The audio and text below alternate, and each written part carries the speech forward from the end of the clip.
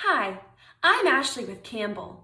Thanks for investing your time to help your community be a great place to live.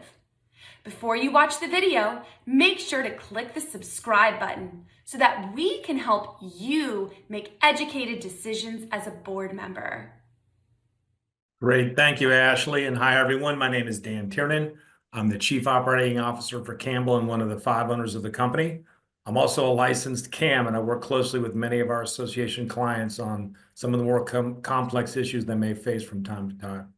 So for those of you that are not familiar with Campbell, we've been in business since 1953, and we manage over 450 homeowner and condo associations between Miami-Dade and the Treasure Coast. And we're proud to be South Florida's highest rated property management company.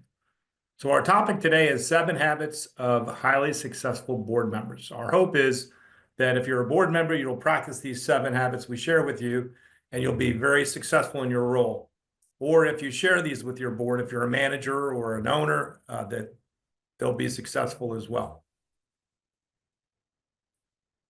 Yeah, and unfortunately, you guys have a tough job ahead of you. Board members for condos and HOAs often get a bad rap. And that's seen here in this short ad from Geico, which does a nice job of displaying how many owners perceive their boards. Oh, we love our new home. Neighborhood's great. Amazing school district. The HOA has been very involved. These shrubs aren't board approved. You need to break down your cardboard. Thank you. Violation. Violation. I see you've met Cynthia. At least Geico makes bundling our home and car insurance easy. And does help us save a bunch of money. 2 inches over regulation. Thanks, Cynthia. Oh, we love our new home. Whoops. So the bottom line is you don't want to become the next Cynthia. No one wants to be like Cynthia. So some of you may have joined the board because you were not happy with how the former board members behaved, and you might have even been worried that you might get a Cynthia ending up on the board. So, the most common bad behaviors by board members like Cynthia are she makes decisions based on her personal interest, not what's best for the community. Number 2, if anyone disagrees with her, she just ignores them. Number 3, she doesn't make smart financial decisions and wastes money. She micromanages the manager and the staff. She's secretive and makes decisions behind closed doors. She breaks the rules, but expects everyone else to follow them. And she's, bottom line, just kind of mean and nasty to other owners and board members. So if you recognize any of these behaviors and want to make sure you don't repeat the same mistake, the next several minutes are going to be very useful for you. Yes, because you joined the board because you believed you would be a great board member. And if you want to be successful, here are the 7 things, the 7 habits that you can do to be a successful board member. So put community interests first, seek consensus, invest in your community, trust your manager, over communicate, play by the rules, and be a good neighbor. And we are going to touch on all of these throughout this presentation. So before we get into the 7 habits, it's important to acknowledge one real and significant challenge you have to deal with. It's unlike most other boards maybe you've been on before. So the key thing to understand is that every owner and every board member has different values and different goals, whether they're financial, social, recreational, safety. And the hardest part of being a board member is understanding and respecting the differences of opinions among your owners. Unfortunately, they won't necessarily share, all of your ideas and priorities for what the community should be like. So understanding what's best for the community is a lot easier for newer communities. When they're selling new communities, they're all sold on the lifestyle and experience that the developer's promoting. However, over time, owners' wants and needs evolve and eventually end up with a community that's really divided in 3 different ways. So some want to retain the status quo, and that's kind of your primary main group. Some start leaning towards wanting to spend no money for their own personal reasons, and some want to spend lavishly to keep up with the newer communities. So this challenge has a huge impact on the first 3 habits we're going to talk about, and it's kind of unique in being on a community board as opposed to a civics or government or business board. So I wanted to make sure I brought this up in advance because it's a recurring theme and why these habits are so important. Yes, now, so on to the first habit, putting community interests first. As a board member, you have a responsibility to look out for the best interests of the community. And as we talked about earlier, this can differ greatly by community to community. So regardless of the community, remember, you have a duty to maintain the property values of the community. This means keeping up the physical property and changing with the times to make sure your community continues to appeal to new buyers.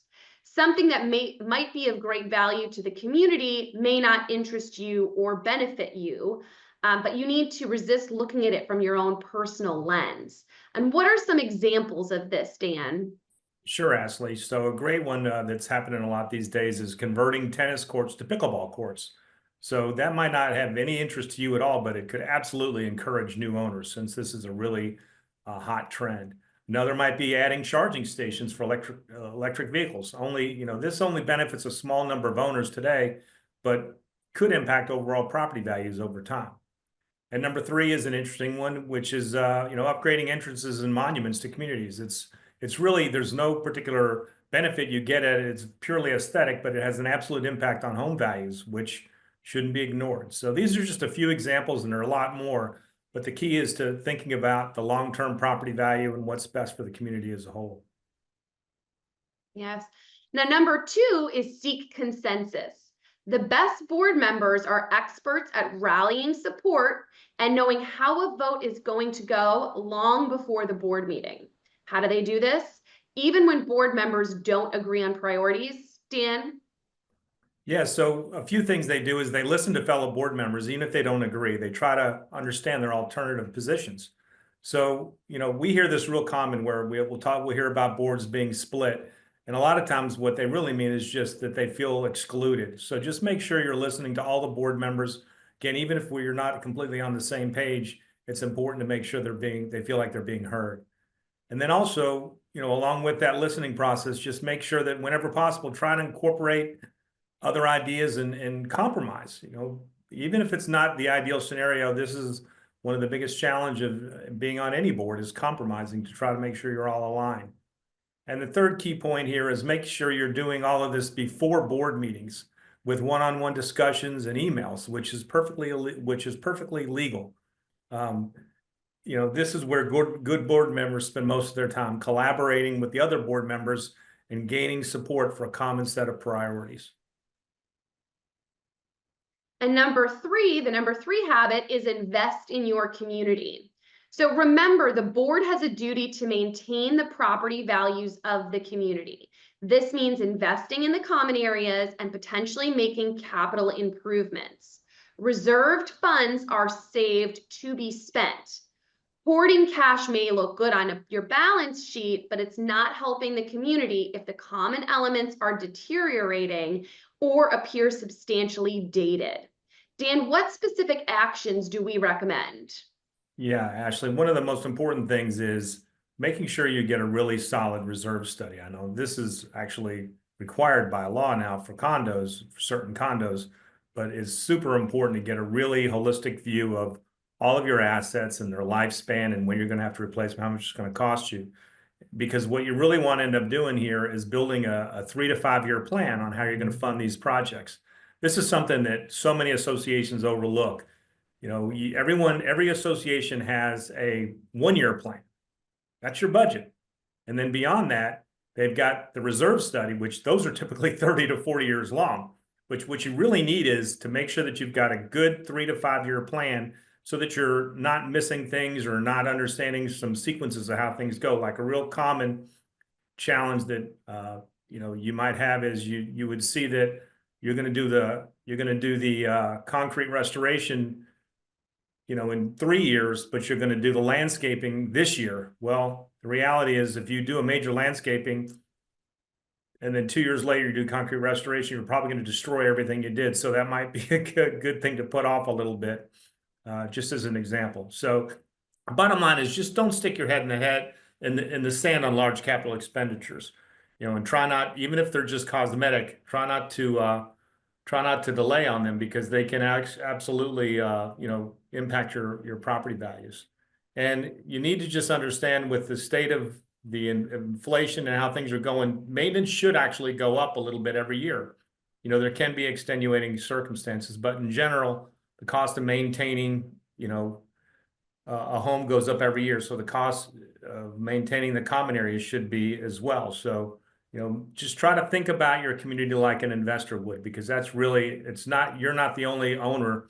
So you have to think of it more from the long-term investment standpoint. So unfortunately, you'll need to be investing significantly more over the next several years, you know, due to the inflation and what's happening with the legislation if you're in a condo. But this is going to be critical that you do it and try not to cut corners, because it's going to be such a huge impact on the valuation. And the next thing here is to make sure you have a manager your board can trust. If you can't trust your manager, you have the wrong manager. Property managers are licensed professionals, typically with years of experience in their field. It's important to let them do their job. Dan, do we have any other thoughts on this? Well, you know, good managers don't want to be micromanaged. So, you know, the board has the ultimate decision-making authority, but they should try to avoid getting involved in the day-to-day details of the operation of the association. So ask yourself, you know, do you have board members sitting in the office for hours at a time telling the manager what to do? Do you have board members asking to read and critique every email before it goes out? If the answer is yes, you know, ask yourself, where does the problem really lie? You know, if the manager can't be trusted, it's probably time to look for a new manager. You know, if the manager is competent, you need to make sure you give them some breathing room to do their job. They'll be able to get more done, be more efficient, and less likely to burn out. So the bottom line is micromanagement won't solve anything. It either props up an underperforming manager or drags down a good manager, and neither is good for the association. You know, the flip side of this is not to assume managers are experts in, you know, in every field of property management. So, you know, make sure you respect the manager who recommends bringing in outside professionals on large projects, like an engineer on a paving or roofing job, or a legal counsel on a thorny issue. It's always best to make sure that you don't, you know, try to rely too much on just an understanding of yourself if you're not really an expert in the topic. Number 5 is the number one complaint we hear from frustrated owners who then end up running for the board, that there is a lack of transparency, also known as poor communication. You need to communicate early and often. Dan, what are our tips here for over communicating? Well, one real simple one is to, you know, that we see happens a lot is that some boards come in and they feel like they want to improve transparency by having their board meeting minutes become basically transcripts of everything that happened, and, you know, recording the full discussion for all the owners. And this is, you know, again, with the idea, it's a good intention from a transparency standpoint, but unfortunately it's a really bad idea. You know, and the reason why is the point of the board meeting minutes are only supposed to provide summary of actions taken by the board at the meeting. And they can get you into a lot of legal challenges if you document everything that's said and so on.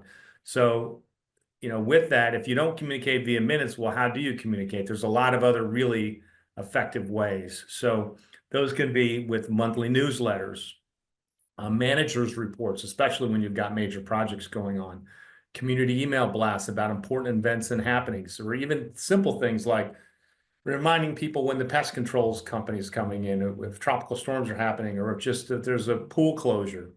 You know, doing things like an annual State of the Union letter or email summarizing the progress made by the board. You know, town hall meetings are great for large projects and complex issues that may involve a lot of owners or require a lot of cash. So, you know, whether it's something like changing cable providers, bring in your cable consultant, your new cable provider to answer the questions. Don't rely on yourself to answer their questions. If you're going to remodel the clubhouse, bring in a decorator, architect, general contractor to explain the plans and the ideas. So being open and honest with owners is great, but just figure out what works best for your board and stick with it on a regular basis.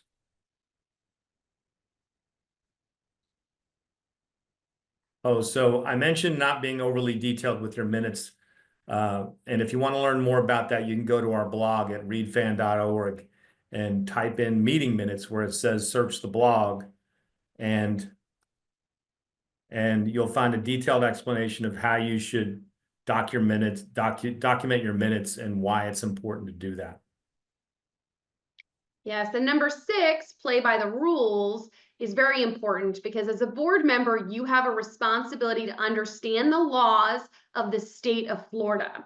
Now, a board certification course will help you learn these laws and statutes. And you can actually view our full schedule. So we have our full schedule of upcoming board certification courses at campbellevents.org.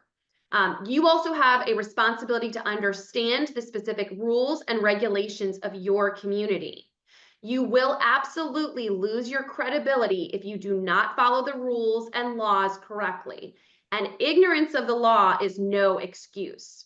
As a board member, you do not want the perception that you may be breaking the rules. And number 7 is be a good neighbor.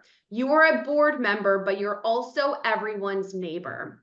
It's very easy to develop an us versus them attitude when sitting on the board, especially when a group of owners are constantly picking at your every move. However, you have to remember that you all live in the same community. These are your neighbors, and what benefits the community is really good for everyone. So Dan, what other specific tips do we have just in reference to being a good neighbor? Yeah, so one of them, so many people, communicate via email nowadays, and the last thing you want to do is respond to a nasty email with another nasty email. So sometimes a simple phone call or asking someone to sit down and share a cup of coffee with them can help resolve an issue a lot better and faster than a nasty email reply or getting a letter from an attorney. Doesn't always work, but it's always worth giving it a try. So, the bottom line is treat your neighbors the way you want to be treated. Try to de-escalate situations whenever possible. Stay off Nextdoor or Facebook, and don't let a small minority of social media drive your agenda or drag down your mental health. So what we always tell people is if you're having those social media challenges, don't feed it, starve it. And the way you starve it is don't respond to things there, but have your own official channels of communication that does a much better job explaining what's really happening rather than, responding to these crazy accusations and wasting your time and being off target. So, you're never going to please all the people all the time, but don't get hung up on the negative comments.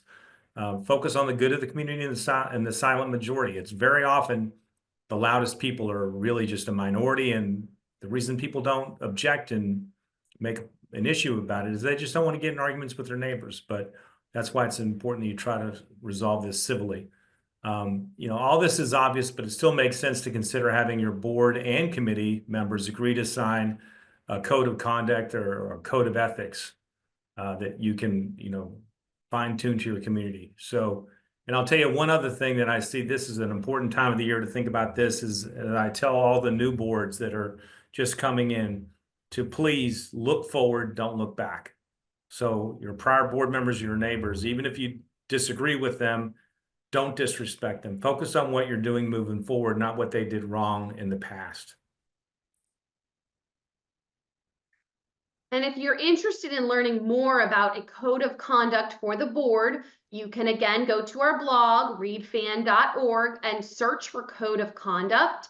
And you will find this blog post, which includes a link to the code of ethics from CAI, the Community Association Institute. So in summary, if you practice these 7 habits, you will be an awesome board member and a huge asset to your community. All right. Well, thank you, Ashley. Yeah. The beauty of this is it's pretty simple concepts, but when you tie them all together and you think about it, they really do make a lot of sense. We've got a few questions here. Yep. That we can go back and take a look at here. So we'll just try to answer these live. So Mary asked, what would you consider a reasonable amount of time for a property manager to respond to an HOA board member? I would say in general, I would say a reasonable amount of time is a business day, but your response in a business day might be, I need some more time to get this sorted out. But I think you should always respond within a business day. I'll tell you that's the case for anyone that you deal with. whether always try to respond within a business day, but you may not have a resolution, but you want to at least respond. The next one is our HOA is responsible to maintain our own roads. The board continues to overlook the lifespan recommendations. The roads are due for replacement this year per study. This was okay. So basically, Nina's feeling like the cost of the roads were not discussed and not part of the budget planning. And do you have any recommendations to bring this forward as an issue that should be addressed? So the one interesting thing about board meeting agendas is that there's ways that owners can get things on target. And one of the things you could consider doing is getting a petition to get this included on an agenda, because it's something that is important, and push the board to try to start planning about it. This goes back to the 3 to 5 year plan we talked about earlier on. So I would try to be as positive as you can be about it, and offer to help and try to encourage them to start considering it, because it's going to be paid for eventually. The sooner you have a plan for it, the better off everyone's going to be, and they can start planning and saving the money they need to be able to take advantage of it, to be able to solve it. So we were advised that EM communications between the board members is subject to be revealed in litigation, and board discussion should be done only on an email address for your board communications only, to prevent your personal email from being subpoenaed. Is this correct? So yeah, so neither Ashley or I are attorneys, so I can't tell you exactly, but this is my understanding as well, is that this is why so many associations now, and we do this a lot with a lot of associations we manage, we encourage you to have an association email specifically separate, like maybe you have a Gmail or a Hotmail or whatever you happen to have one specifically for your board role. And that way you can, kind of limit what might get exposed and make it simpler if you ever get subpoenaed. I haven't personally run into this, but this is what I've heard, something consistent, but you can talk to your attorney about that. Another question is, all right, you guys are asking some legal questions now, and I'm not a lawyer, but it said, can a board member abstain from voting simply because he or she does not like the motion? That I would tell you, my understanding is no. If you don't like it, you should vote for it. You have an obligation to vote. And the primary thing that would keep you from voting would be you wouldn't be there, or you have a conflict of interest or some interest in it, and so it's not appropriate. But you shouldn't not vote. And if you don't vote, you're effectively voting no. So just go ahead and vote no if that's what you're going to do. There's another one that says here, is there a rule somewhere that tells you whether the chair at the board meeting, usually the president, can make or second a motion? One of the board members has insisted the chair can't make or second a motion. So this is what I call Robert's Rules Ninja time. So the reality is, if someone says that, then fine, just go along with it and move on from it and find someone else to do the motions or the seconds. But there's, unless there's something in your bylaws that says you're supposed to use Robert's rules specifically, or some certain procedure, this should not be a problem. But you might want to just comply a little bit just to avoid the issue, because there's nothing in the law that I'm aware of that requires this to happen, and there's very few that say that you're supposed to use Robert's rules specifically. It's more just a general guideline. If your condo association has 197 units, how many times per year should the board members meet? Okay, that's an interesting question, Diane. So I would tell you that what we encourage all boards to do is to set a monthly meeting, like say the third Thursday of every month at this specific time and specific location. Set it up in January at the beginning of the year, and that's what you're going to do. And if it turns out that in July that there's not much happening, and you don't need to have the meeting, don't have it. But you should always, in general, the best thing to do is schedule one once a month, unless you have something really small and simple that is more like a master association, only maintains the roads or something, and it would be a waste of time. Then I would say do it quarterly. So can you please re-show the hierarchy of laws governing docs on Play by the Rules? So it's an attorney reminded me this. It's just remember DAB, D-A-B, Declaration, Articles, Bylaws. So that's the sequence. And then it's rules and regulations. And then above that is state and federal. So that's my simple answer there. Just remember DAB. Yep, and we will be sending out the presentation, so you will be able to, reference that. And then someone asked, as a new condo board secretary, what can I do to get the most up-to-date secretary functions guides? So we have a thing called a board member primer. You can go on our website, and it gives you kind of the roles of all the different officers and other key things you might want to know about if you're a new board member.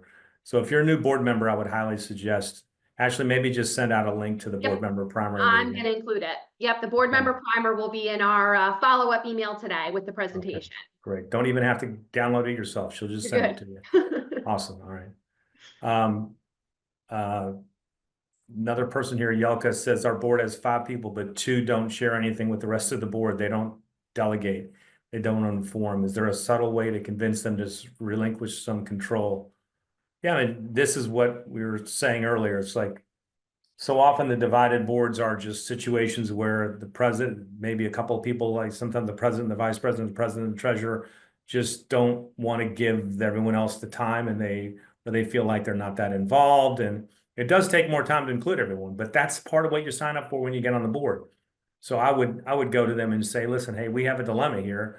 I understand this takes a little more time, but we're part of the team here, and what can you spend a little more time to try to keep us involved so we don't look stupid when we go to board meetings?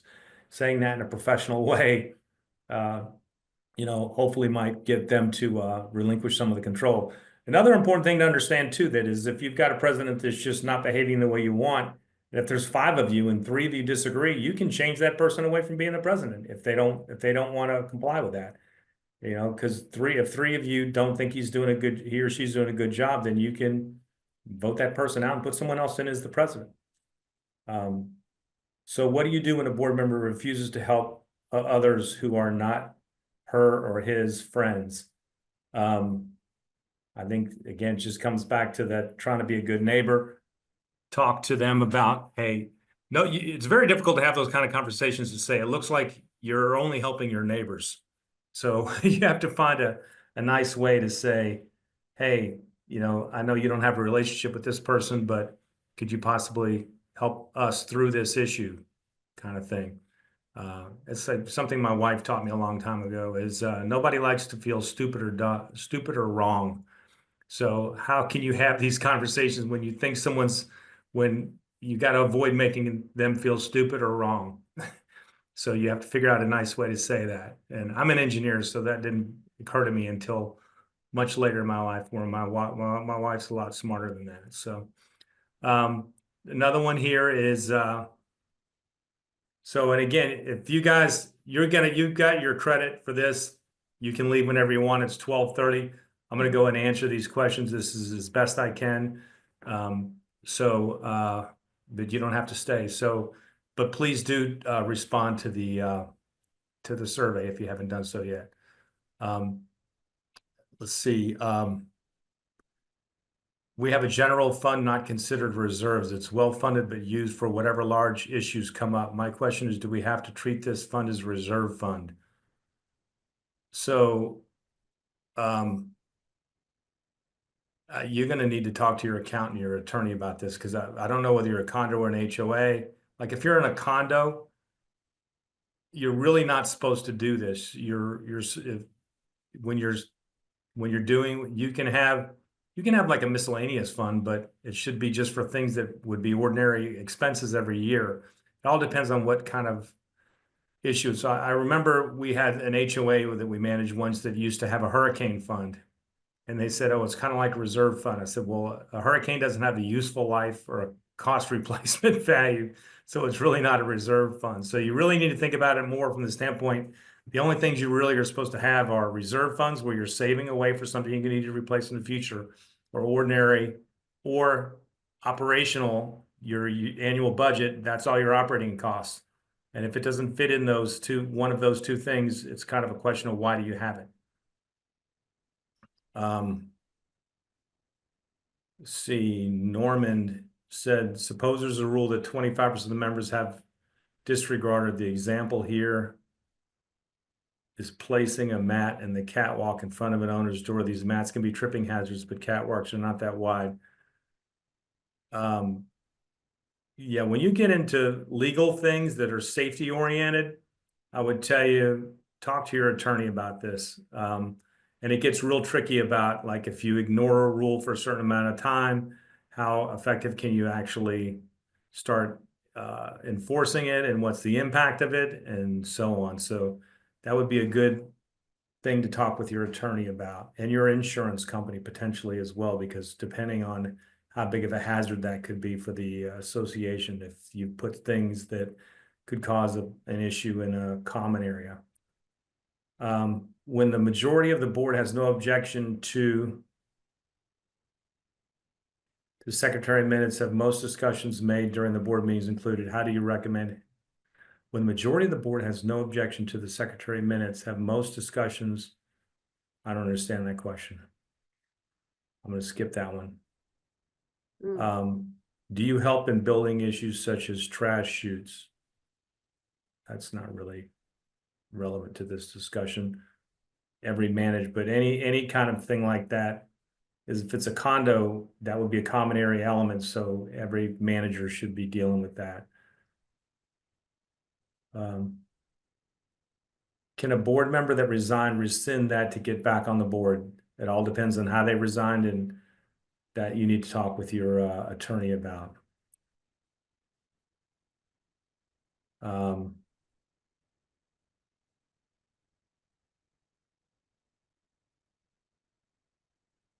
So notices, agendas, and meeting minutes requests should be provided to homeowners. What can you do if the board does not want to release these records? Well, the reality is, if you're a condo, you should have these posted regardless. And then if you're not, then you're an HOA. Those are still official records you can request. So you're putting your community at risk by not sharing those. So that's, if you have a management company, they should understand and should be able to help educate the board on that.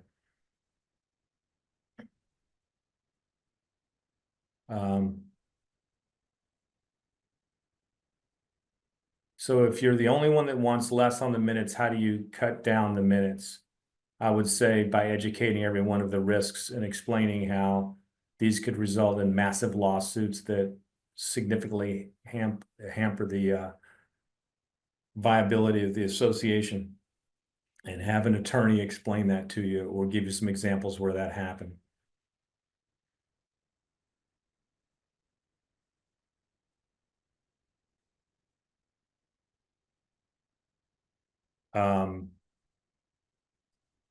L. Culpepper asks, discuss contact proprietary rules between board members and management employees.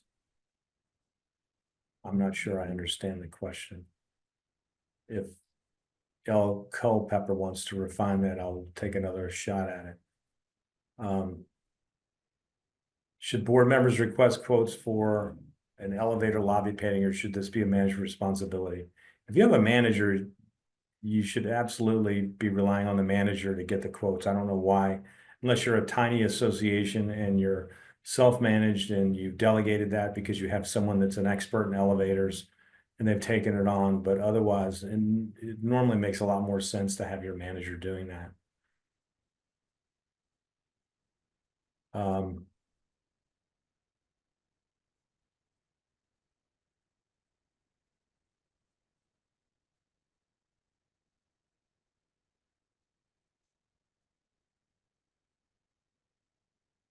Okay.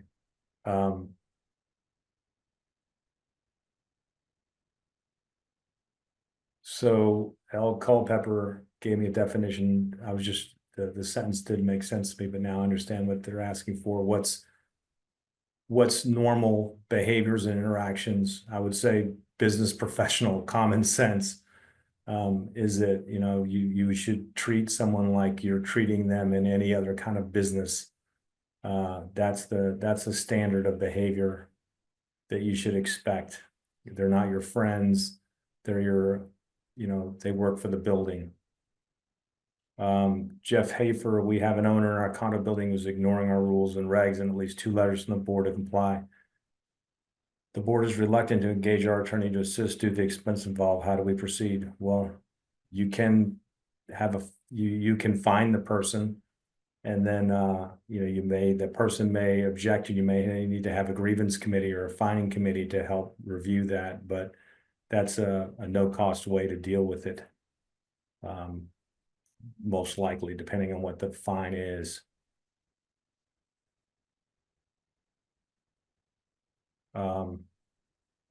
What are your thoughts about a survey about the management team? Should it be sent to all owners, or what is the percentage of owners it should be sent to?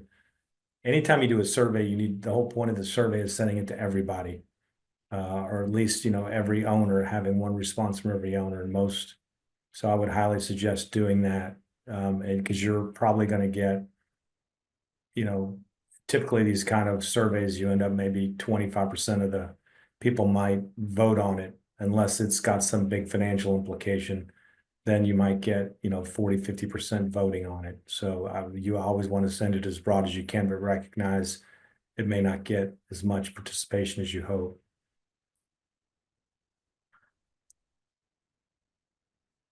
So when the majority of the board is okay with the secretary recording what is said during meetings, including quotes, how do you recommend handling this?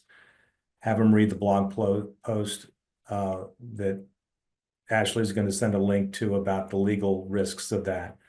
It's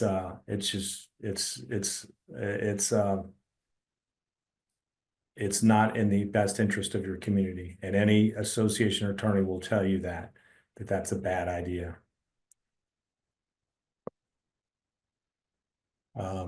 Can a board member be excluded from emails? Can a board member attend all committee meetings? You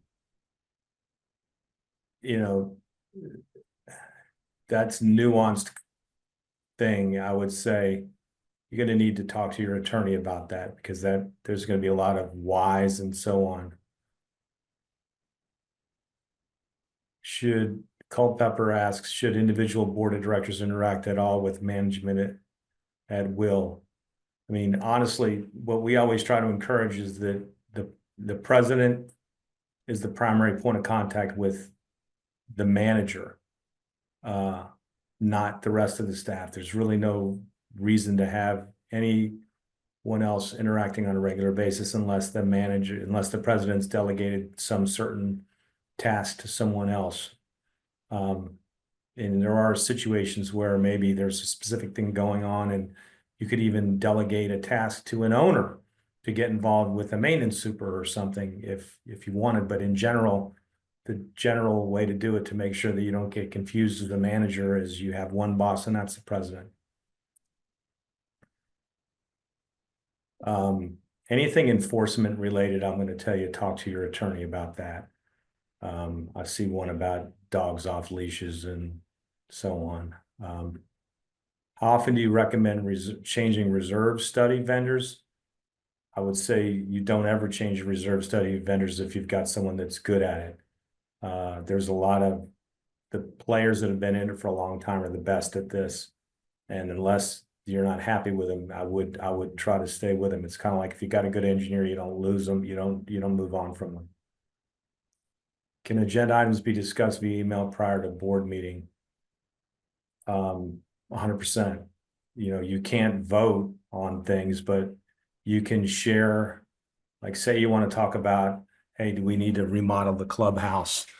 You can say, you know, the president can say, I think we should hire a decorator, and this is who I'm thinking, and it's going to cost a little bit more, but here's the benefits of that. You can do that kind of thing all day long, but you just can't vote on it before the meeting.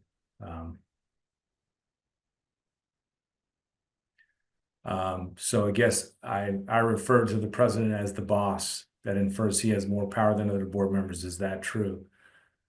So I was being very casual in my use of words, but at the same time, I'll tell you that the president is and really should be looked at as the boss. That is, it's not that they have the same number of votes, but they should absolutely have more power. They should have more responsibility because you can't have 7 people running a community. So someone's got to be the boss. And there is a general idea that the president is similar to a CEO in a business. But they still have the same number of votes, but they have more power for sure. And they should. What do you do if the former president continues to act as the president? I don't know how a former president could continue to act as the president. I see it all the time where I see former presidents be very difficult because they're not doing it the same way that the new president's not doing it the same way. And that can be problematic, but it's, that's, the bottom line on dealing with people that if it's a board meeting is just you have an agenda and people only have the ability to talk about things that are on the meeting agenda. And if people are talking too long, you shut them down and then you move on from there. Does the board have to approve every contract? For example, the hiring of a specific donor for the clubhouse or a painter for the clubhouse walls. So some associations have spending limits that, look, if it's below $1,000, the manager can approve it without having anyone else review it, or the president can have an approval right up to $5,000 as long as it's on the budget, part of the budget, not an extra expense. So, but there's limits on amounts that you can approve depending on your budget size and state laws as well.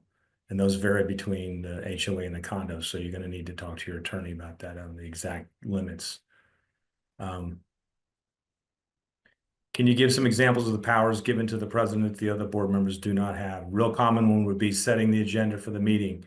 The other would be directing the manager on a day-to-day process. The other would be, chairing the meeting. Those are just 3 off the top of my head really fast. And again, I wouldn't call it powers. I would say it responsibilities.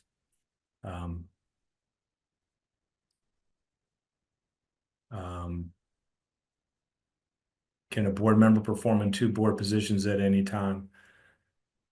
There's certain things you can and can't do, and talk to your attorney about that. There's certain things you absolutely can do. We've got, there's some boards only have 3 people on them, so they have to, but there's certain things you can't be both of. And I can't recall them off the top of my head because it doesn't happen that often. Can a president refuse to add topics to the proposed agenda? How can this control be handled? Isn't the president the first appears and not the boss? All right. So again, in general, the best way to approve an agenda would be to get an agenda out, would be to have the president work with the manager, send an agenda out to everyone and ask for feedback. And then if people give the president feedback, the president might realize, okay, I should probably add this. We're ready to talk about it. It's good. We'll add it. But at the same time, the president should have the right to say, you know what, although 2 people think it should be on there, the rest of us don't think it's ready. That's a reasonable thing to make the decision on. And the key thing to understand is that if you want something on the agenda and the rest of the board really wants it, make a motion at the next board meeting to add it to the next agenda, then you've solved the problem. Or if you've got a president that is acting like the boss and the chief of everything, take them out of their position. That's the most simple thing people miss all the time is the board has the ability to define their leadership. And if you've got someone that's not running it the way you think, the way the majority thinks, then remove that person from that director's position, move them, vote someone else in an organizational meeting as the president. All committee meetings open to the residents, should they be posted? So in general, we always suggest that you should treat committee meetings like board meetings and post them. Typically, there's not a requirement to do that. You should talk to your attorney about it because there might be some reason there is, but in general, it's not, but you should treat them that way regardless, just to ensure transparency.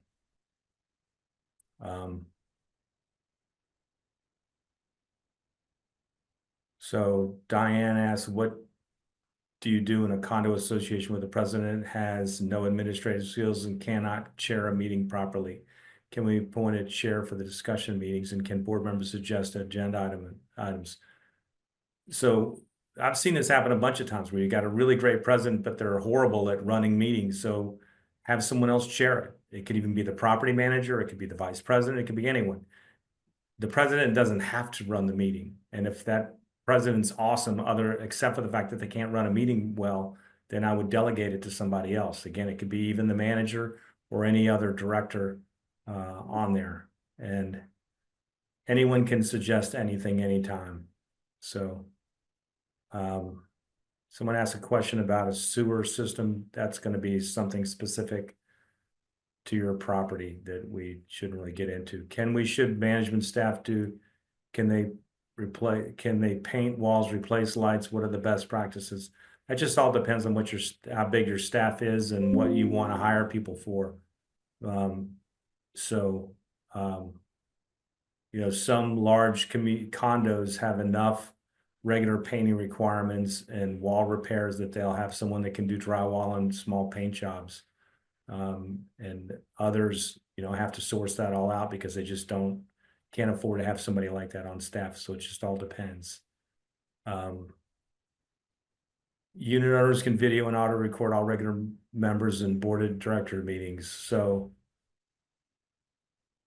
yes, that's correct. And secretary minutes are just short summary of what occurred at the meeting, correct?